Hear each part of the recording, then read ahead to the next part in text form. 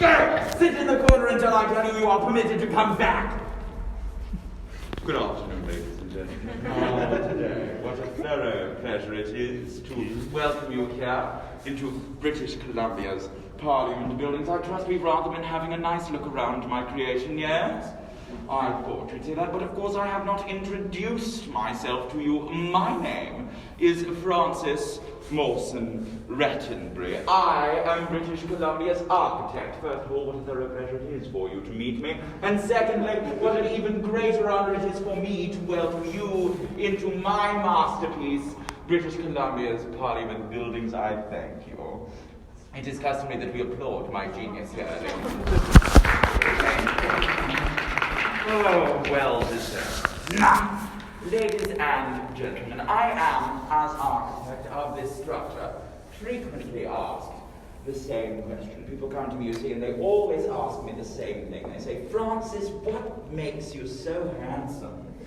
No, ladies and gentlemen, they come to me and they ask what the architect of such a grand structure does. Now, I will grant you that looking at this room, I am obviously an artist. I am a master of the form, but I am also a servant of the function, of the purpose, if you will. Now, I will say to you, ladies and gentlemen, that obviously a building such as this must always be grand, but under no circumstances should it ever be overwhelming. I ask you, ladies and gentlemen, what good could possibly come from so overpowering visitors such as yourselves that you can't remember why you've come here in the first place?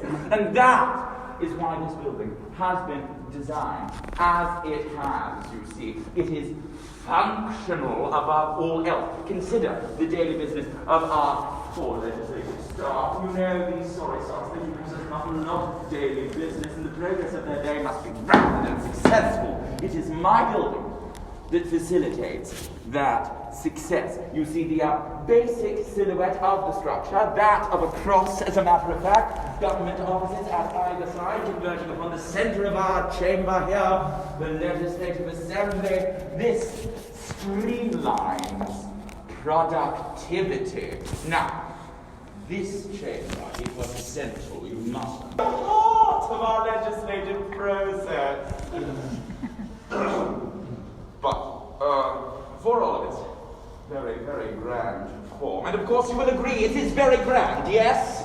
I thought you might say that. It would seem that I did make one tiny, highly forgivable in 1930. Now, I can see the look in your eyes, I can see the question that bubbles behind your, well, not you, behind them, ladies and gentlemen. And that question is always the same. People ask, why?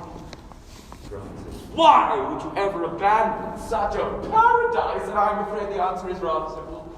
It can be rendered to you in but a single word. Disgrace! Ladies and gentlemen, I was potentially incautious in my personal affairs and believe that notions of immortality may have clouded my judgment, yeah? All right, fine, I'll put that in a different way. In my mid-50s, I began a relationship with a young lady, which greatly upset my wife. Yes, you know what I'm talking about, don't you, sir? No, the young lady in question, her name was Alma, you see, and she defies description, but of course I will always rise to the challenge. You must understand me. This young woman, she was utterly radiant. She was irresistible, sir. She was like springtime if you wrapped it in birdsong. She was totally jubilant, but she was also, and this may often get me into trouble, 30 years my junior, you see.